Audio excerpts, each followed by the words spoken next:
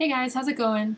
So this is part one of my answering your Konad questions video, and I got a lot of pretty standard questions that I get asked all the time, so I'm really glad that you guys asked them. And so yeah, let's just get started. I have never personally seen them in stores ever. I have seen Konad-like stamping systems randomly at a drugstore once, but basically they all need to be purchased online.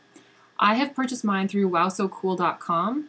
You can also purchase them at konadusa.com. Yeah, and of course you can always get them on Amazon and eBay.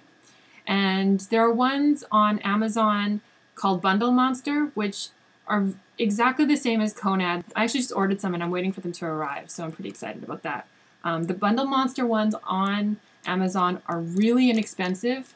It's 21 plates for $17, whereas the standard Konad plates are $6.99 or around that price if you get them online on a website. But if you get them at eBay, they can be really cheap, but just watch out for the shipping as always. So yeah, so that's where I've gotten mine.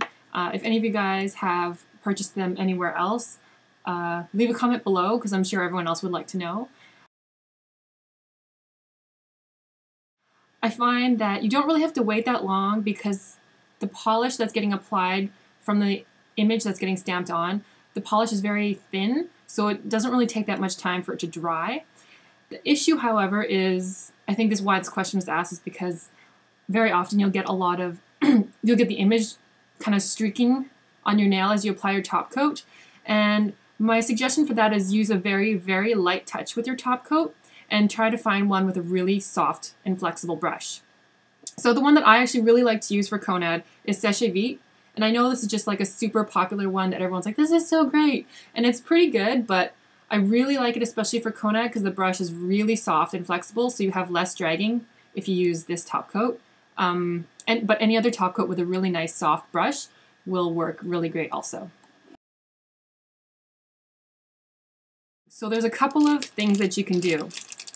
I haven't actually done this on mine because I've never needed to, but just because the surface of the sponge is so smooth, what a lot of people do is they'll just take a really fine grit nail file and just buff across the surface just to give it a little more texture so it has more grip, I guess, and is easier for the stamp to pick up the polish off the plate. Just make sure that when you're stamping it, you stamp down vertically and you don't move, and then you lift right back up. I guess you're probably just smearing it. My guess is just because you're doing a little bit of a twist or something in there, or it's sliding as you put it on the plate. So just put it vertically down on the image and then pick back up.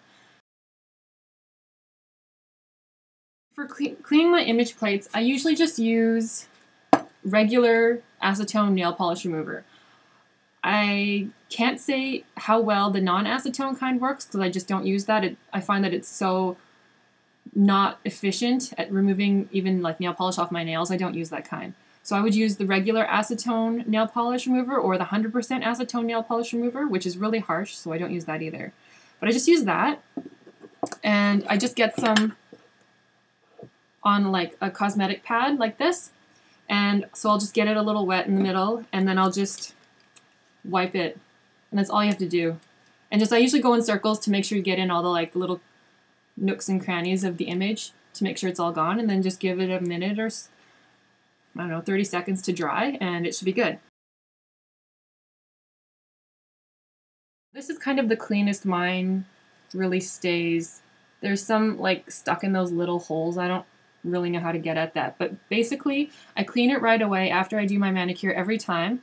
And this I actually usually clean with Q-tips. So I will just soak the Q-tip with nail polish remover and I will just kind of run it across. So I'll do this. I'll just, if I could balance my hand, I'll just kind of soak it here and just twist it and run it down. And I'll do the same thing on both sides. And if I have any stuck in these like in those little holes, I'll just get it on the tip and just kind of soak it there for a little while and then kind of twist it out and just get out as much as I can. Personally, my answer for this question is always, it's not about which brand, but it's more about the individual nail polish.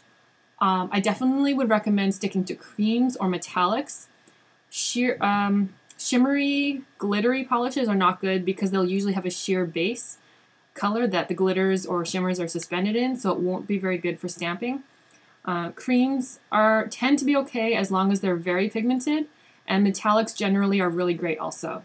Another rule of thumb, if you're using non-konad nail polishes for the stamping, is to make sure you use a lighter base color and a darker stamping color, just because that way, even if it's not super pigmented, the color that you're putting on the image plate, at least it will still be darker than what the color that's already on your nail is, so it'll automatically stand out. Whereas if you've got like a dark purple on your nail and you're trying to stamp with like a light pink, it'll be really hard for it to show up.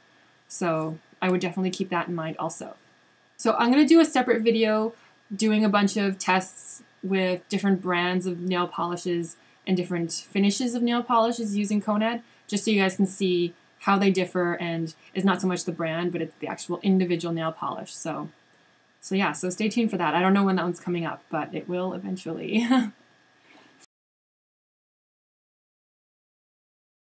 I don't find that the weather affects it. Well, first of all, I do all of my nail polish stamping and designing indoors, so I'm not outdoors. So the indoors tends to be more controlled climate, and I have done stamping both in Eastern Canada, in the prairies, and in Western Canada, and I haven't found any difference in location.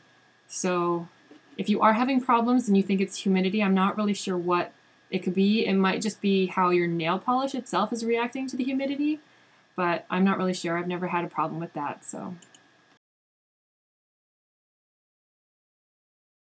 my recommendation, if you're using something like this, let's see, those little flowers up at the top, and you're trying to get them on a specific spot on your finger, I would either get the stamp, not this one, but the one that's longer and it tapers and it has a little smaller green stamp on the end.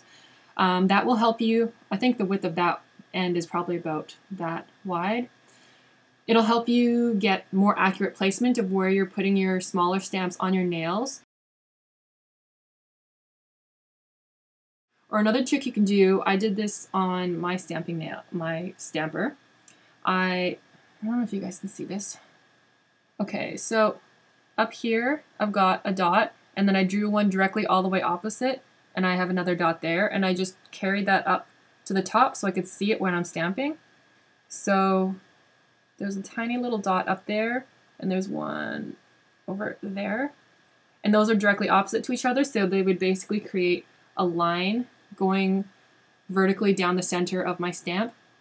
So what you can do is do that, and then keep in mind this line that you've created when you're stamping onto the image plate, and then carry that line over so that it's centered on your nail and, you know, lined down the length of your nail or across your nail or whatever angle that you want it at. Okay, so I hoped I answered some of your questions and it makes your Konad stamping trials a little more successful. And yeah, so I'm just going to do one video coming up sometime in the future. I'm not going to film it right away, but I'll just show you different the results using different kinds of nail polishes, doing Konad, using the non-special polishes. And yeah, so if you guys have any more questions, you can either leave them below or leave them back on my original Konad questions video, and I will, if I need to, I'll do another video like this. And yeah, so hope that helped, and I will see you guys in my next video. Okay, bye!